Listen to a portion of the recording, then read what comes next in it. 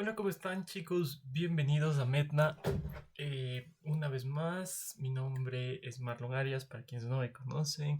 El día de hoy vamos a ver un tema súper chévere que es el tejido conjuntivo. Es una serie de estos videos del curso de histología, así que espero que les ayude. Este es mi background, mi correo y mi número para quienes deseen enviarme sus dudas, sus comentarios. Estoy presto a escucharles. Objetivos de esta clase en el tejido conectivo va a ser identificar los diferentes tipos de tejidos conectivos, reconocer los componentes que tenemos en este tejido y aprender el rol que cumple el tejido conectivo. ¿Ok? ¿Cuáles son los fundamentos del tejido conectivo?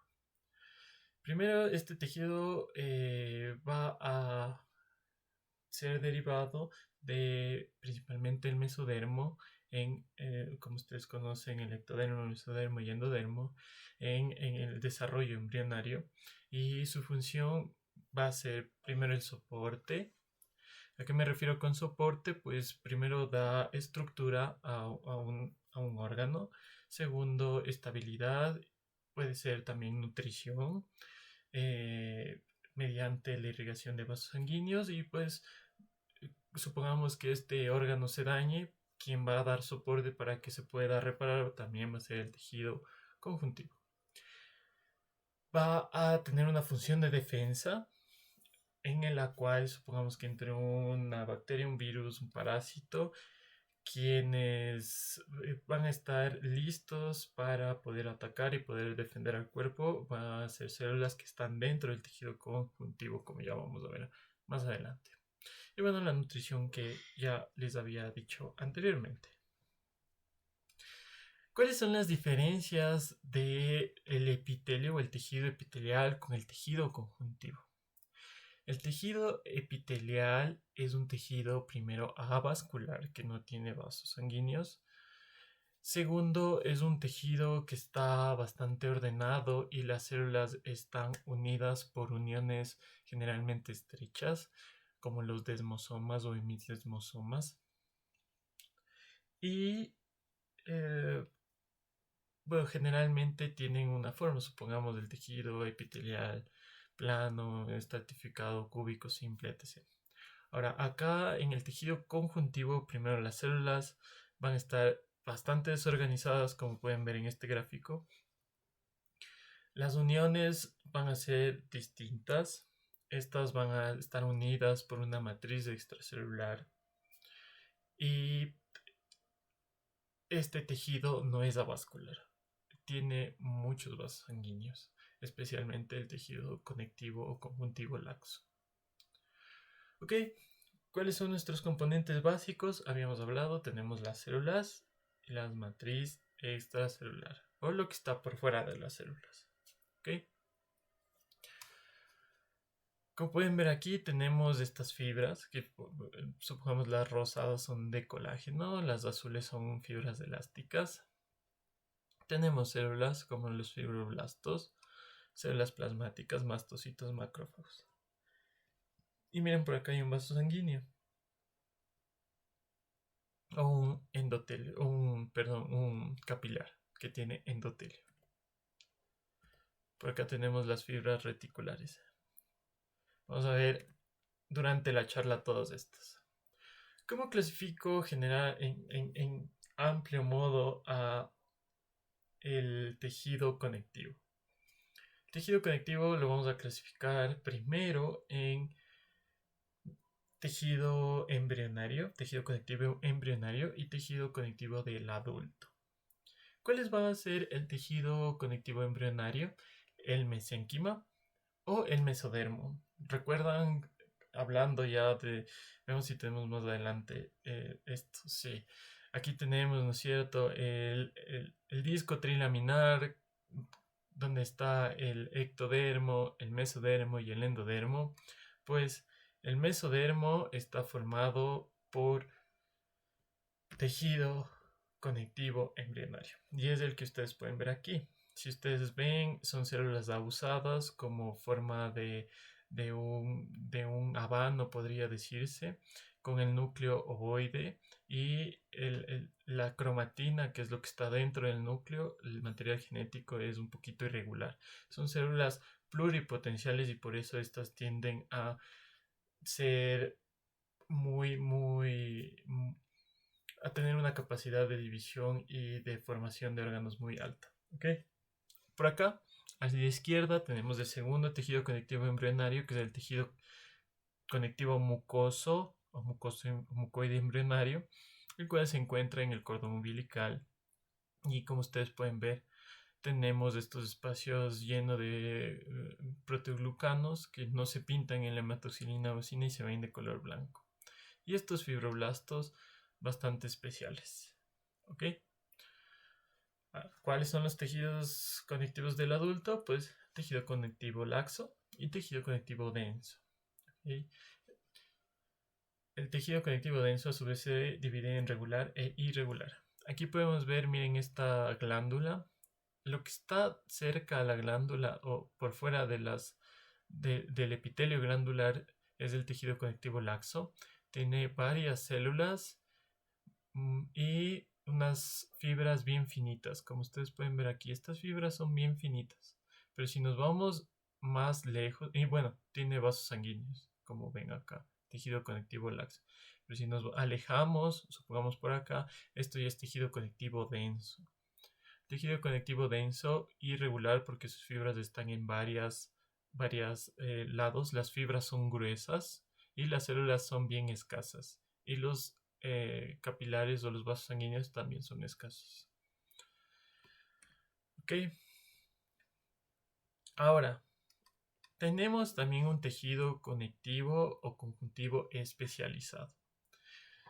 Estos vamos a ver en capítulos separados, pero ustedes tienen que reconocerlos. Porque cuando ustedes nombren, supongamos en sus pruebas o si quieren decir, este es un tejido denso, no lo pueden decir así, sino tienen que decir tejido conectivo del adulto laxo o denso irregular, para que sea un nombre completo. De igual manera, si van a decir un tejido conjuntivo embrionario mesenquimatoso o un tejido conjuntivo embrionario mucoso. Así tenemos un tejido conjuntivo especializado cartilaginoso que forma el cartílago, óseo que forma el hueso, adiposo que forma la grasita, el tejido sanguíneo, tejido conjuntivo especializado sanguíneo, tejido conjuntivo especializado hematopoyético, que son las células formadoras de la sangre, y tejido conjuntivo especializado linfático. Ok, habíamos visto que el tejido conjuntivo especializado mesenquimatoso tiene el origen en el mesodermo. Son células pluripotentes que pueden formar varios órganos y son las células que estaban aquí, que como ustedes vieron tenían una forma usada con el núcleo, con la cromatina dispersa.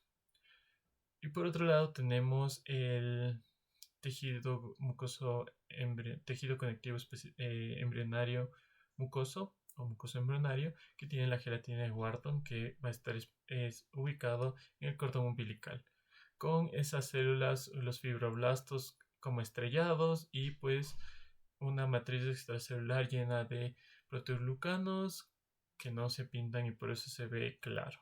¿Okay?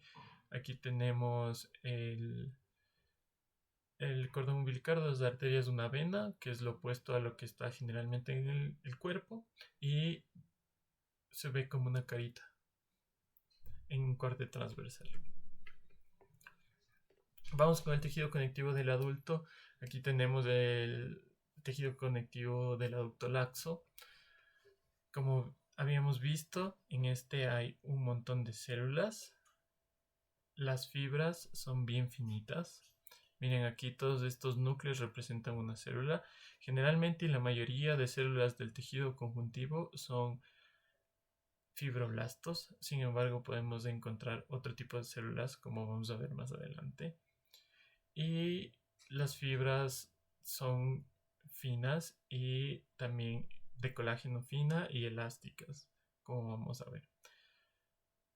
Tenemos también que hay una gran cantidad de vasos sanguíneos. ¿Por qué razón? Porque si ustedes se fijaron en esta acá, el tejido conectivo laxo o conjuntivo del adulto laxo está cerca a un epitelio, en este caso un epitelio glandular.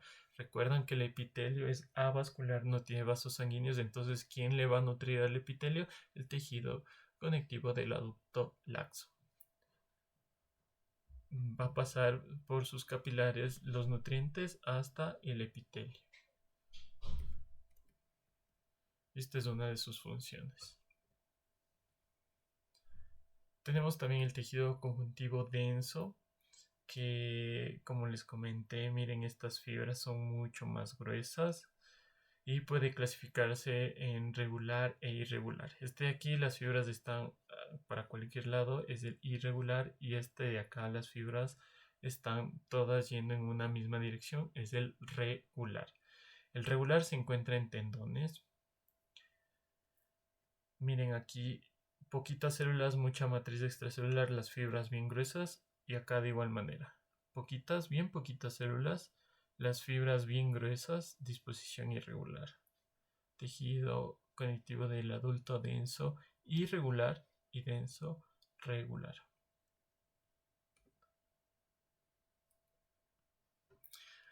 Vamos a ver las fibras del tejido conectivo. Tenemos fibras primero colágenas.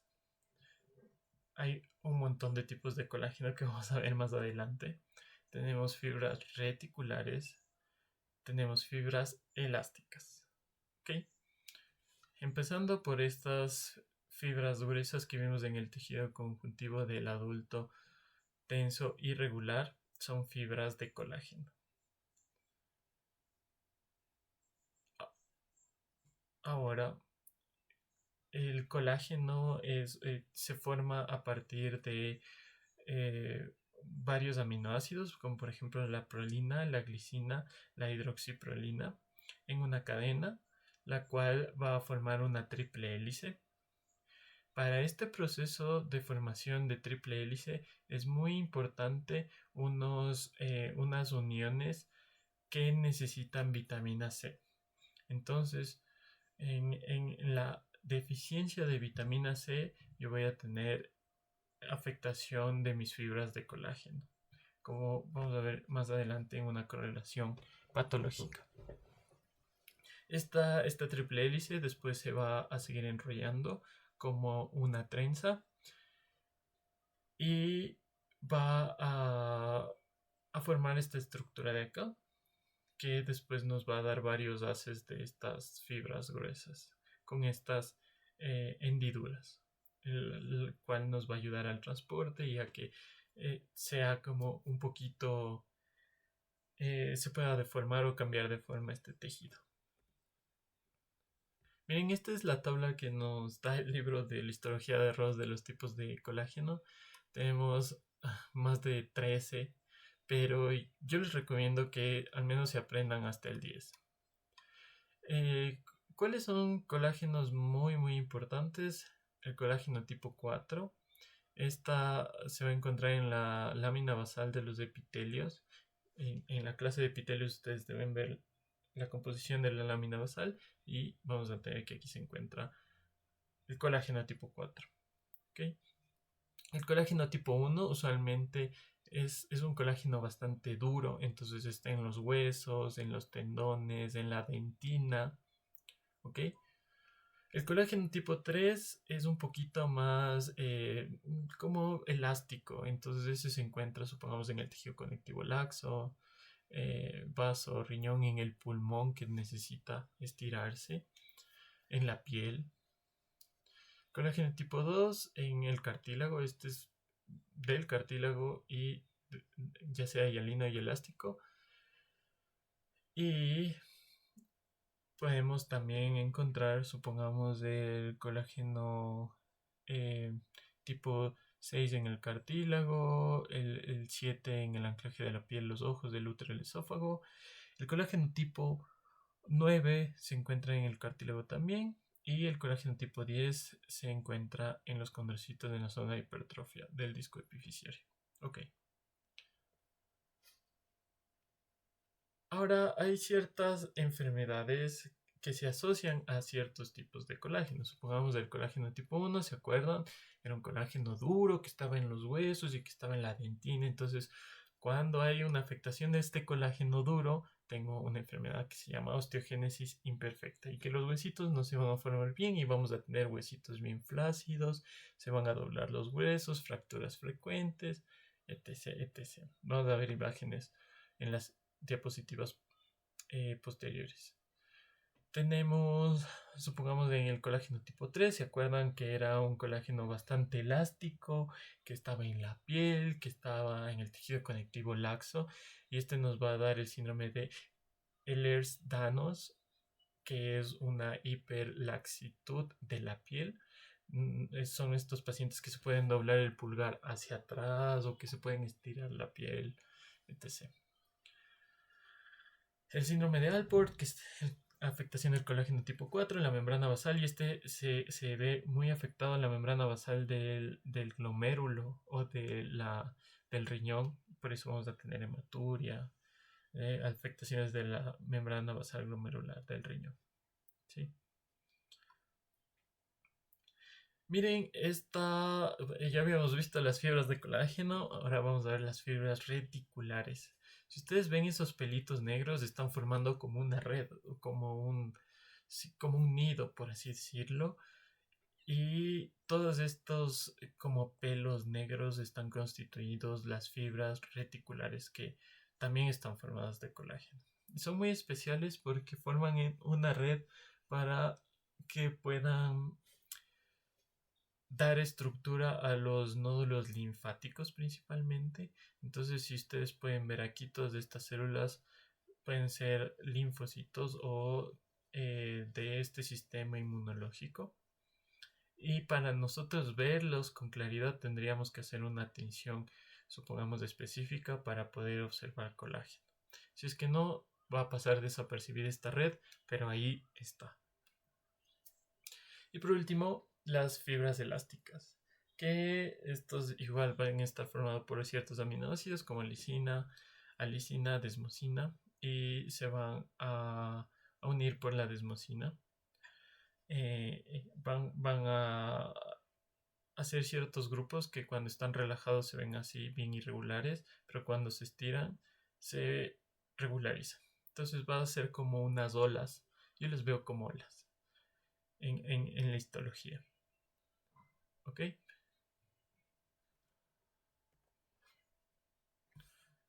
Tenemos la matriz extracelular. Recuerdan, ya habíamos hablado de las fibras. Ahora la matriz, todo lo que está entre las fibras y entre las células va a estar constituido por glucosaminoglicanos, proteoglucanos, glucoproteínas, que nos van a dar primero soporte, hidratación y nos va a ayudar a la difusión de ciertas sustancias. Miren, por ejemplo, aquí tenemos ciertos glucosaminoglicanos que están formados por supongamos el agrecano está formado por el queratansulfato, el condroitinsulfato, el versicano, tiene una proteína central y bueno, todas estas van a estar entre todas las células y las fibras. Ahora tenemos estas glucoproteínas de unión, que algo habíamos hablado, supongamos nos sirven de unión de las células epiteliales algunas, como la fibronectina en los hemidesmosomas, las lamininas también. Y bueno, estos son los glucosaminoglicanos, ¿sí? Los GAG, que van a ser la unión de varios de estos monómeros de proteoglucanos. Y por aquí tenemos, miren, esta fibra rosada enorme, gruesa de colágeno. Está un poquito más delgada, ¿no es cierto?, del hialuronano. Y así se van a ir poniendo los protoglucanos alrededor. Estos van a contener bastante agua, van a formar como un tipo gel, por así decirlo, entre las fibras y las células que nos permite, como dijimos, el sostén y la hidratación. muchos glucosaminoglicanos. ¿Cuáles de estos me gustaría resaltar? Supongamos uno que usamos mucho es la heparina. Están en los gránulos de los bastocitos y cumple funciones de anticoagulante, ¿ok? Tenemos también dermatansulfato, queratansulfato, eparansulfato. Supongamos el queratansulfato está en el hueso, el dermatansulfato en la piel, el eparansulfato en la lámina basal, eh, el condroitinsulfato y el hialuronato. Tenemos ciertos proteoglucanos, como habíamos visto el agrecano, que está en el cartílago, la decorina en el tejido conjuntivo, en los fibroblastos y en el cartílago y el hueso, el versicano, igual en la piel, en las células mesangiales del riñón, y el sindecano, que está en los epitelios embrionarios, células mesenquimatosas. Por último, las glucoproteínas multiadhesivas, que les había dicho que forman parte de estas uniones celulares, como por ejemplo los desmosomas de desmosomas. Tenemos la fibronectina, presente en la matriz extracelular de muchos tejidos, la laminina, la lámina basales epiteliales, adipocitos, etc. La tenacina, esta está más en los tejidos embrionarios mesenquimatosos. La osteoprontina, que está en el hueso, y la entactina, que está en la lámina basal. ¿Ok? Y todos estos son moléculas de adhesión y demás. Sí. Pasamos a las células. Ya vimos como las fibras, las matrices extracelular. Ahora vemos las células que tienen el tejido conjuntivo. Tenemos células fijas y tenemos células libres, ¿sí? O también lo podemos clasificar como una población de células residentes y una población de células transitorias que pueden estar como no estar. Las fijas principales, fibroblastos, macrófagos, adipocitos, mastocitos y células madre adultas. Y las células que están pues transitoriamente pueden ser los linfocitos, células plasmáticas, que son las células maduras de los linfocitos B que producen inmunoglobulinas, neutrófilos, eosinófilos, basófilos y monocitos, todos los granulocitos. Ok, miren esto de aquí. Esto hace un poquito de referencia a cómo es el tejido conjuntivo. Este es del adulto denso y regular. Ya habíamos visto, aquí están los fibroblastos, las células que producen las fibras de colágeno. Recuerden que para la formación de la triple hélice se necesitaba vitamina C, no se olviden de eso. Y cuando hay una lesión, hay un corte, supongamos, de la piel, miren cómo los fibroblastos empiezan a dividirse, empiezan a activarse para producir más fibras de colágeno y poder formar una cicatriz. Así que esto es un proceso muy importante en la cicatrización que nos demuestra la importancia de las células del tejido conjuntivo. Por acá tenemos otras células. Miren, aquí tenemos este núcleo como riñón, que son macrófagos. Estos núcleos que tienen como 3 o 4 lobulaciones, que son los neutrófilos. Aquí hay un vaso sanguíneo. Este es un epitelio simple plano, que es el endotelio. Por acá más macrófagos, neutrófilos. Y aquí tenemos un mastocito. Habíamos dicho o hablado un poquito de la osteogénesis imperfecta. Aquí está nuestro paciente con osteogénesis imperfecta. Miren, los huesitos se doblan, no son fracturas súper comunes. Afectación, colágeno tipo 1. El colágeno tipo 1 es duro, el colágeno tipo 1 está en los huesos. Cuando se afecta, osteogénesis imperfecta. Y por acá tenemos el síndrome de Ehlers-Danlos, en el cual tenemos afectación de colágeno tipo 3. El colágeno tipo 3 es laxo, elástico, ¿no es cierto? Nos da mucha laxitud, nos da mucha elasticidad. Cuando hay una afectación o una sobreproducción, podríamos decir, hay esta hiperlaxitud de la piel y de las articulaciones en el síndrome de Ehlers-Danlos.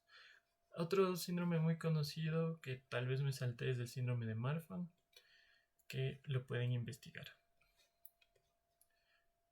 También tenemos otra correlación clínica de la exposición al sol. Nosotros tenemos que debajo de la piel, miren, esta es la piel, aquí está nuestro epitelio estratificado plano con queratina.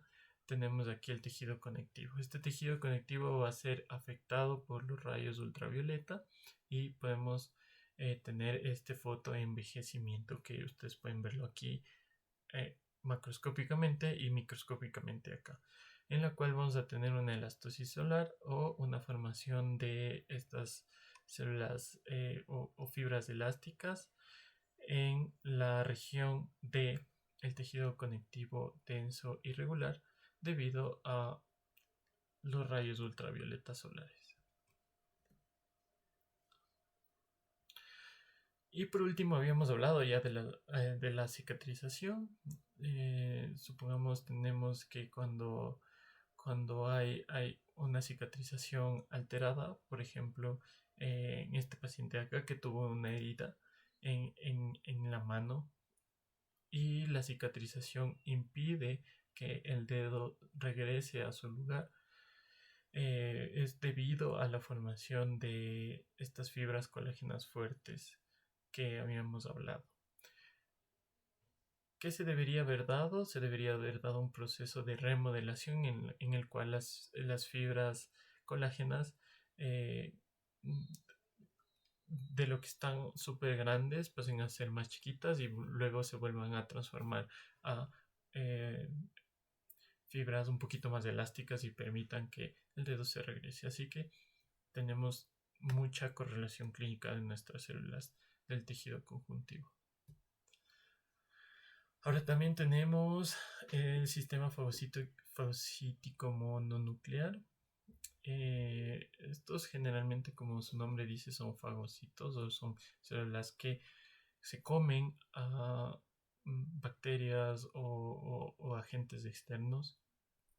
Tienen un papel de defensa muy importante, supongamos en la tuberculosis, como vemos aquí, forman granulomas, en el cual aquí en el centro tenemos el bacilo de Koch o el bacilo de la tuberculosis y ellos se reúnen alrededor para impedir que este siga afectando el tejido pulmonar en este caso. ¿Cuáles son las células del sistema fagocítico mononuclear? Los macrófagos, en todas sus presentaciones, como las células de Kupffer en el hígado, los macrófagos alveolares en el pulmón, las células presentadoras de antígeno o de Hope-Bauer en la placenta, macrófagos pleurales y peritoneales, en los osteoclastos en los huesos, la microglia en el sistema nervioso central, las células de Langerhans en la piel, macrófagos derivados de fibroblastos en el intestino, las células dendríticas en los ganglios linfáticos y las células gigantes multinucleadas en los granulomas, por ejemplo, el que acabamos de ver anteriormente. También teníamos los mastocitos, como que habíamos visto que era esa célula con muchos gránulos en el citoplasma. Cuando tenemos la desgranulación de estos y liberan el contenido de los gránulos de histamina y heparina, nos dan estas reacciones alérgicas, supongamos la urticaria, que prácticamente todos hemos visto, y podríamos utilizar antihistamínicos para poder contrarrestar esta enfermedad, como por ejemplo la cetiricina, loratadina y demás. ¿Cómo diferencio yo a un mastocito de un basófilo? Es un poquito tricky, un poquito difícil. Primero, los dos tienen el mismo origen en su célula hematopoyética, donde se diferencia el mastocito en el tejido conjuntivo, el basófilo en la médula ósea. Tiene divisiones celulares el mastocito en algunas ocasiones, en circulación, no vamos a encontrar un mastocito. Si ven sangre, no es un mastocito, pero sí un basófilo. Longevidad, pues el mastocito vive semanas a meses, el basófilo solo días. El tamaño, el mastocito es un poquito más grande, el basófilo es más o menos como del tamaño de un eritrocito. Forma del núcleo, el basófilo tiene un núcleo segmentado, usualmente bilobulado, pero es difícil de ver por los gránulos, entonces prácticamente vemos como una mora llena de gránulos citoplasmáticos. Y la forma del núcleo del mastocito pues es redondeada como la que vimos anteriormente en la imagen. Ok. Muy importante, clínicamente el marcador de actividad es la triptasa. Entonces, si es que la triptasa está elevada, tendríamos una mastocitosis. Usualmente me parece que es menor a 10. Si es que la triptasa está más de 10, pues teníamos una mastocitosis que nos da ciertas alergias y por ahí podríamos ir a tratar o dar un tratamiento. Pues no sé si todo por el día de hoy. Nos vemos en una nueva ocasión en Medna y espero que haya sido útil esta clase para ustedes. Bye bye.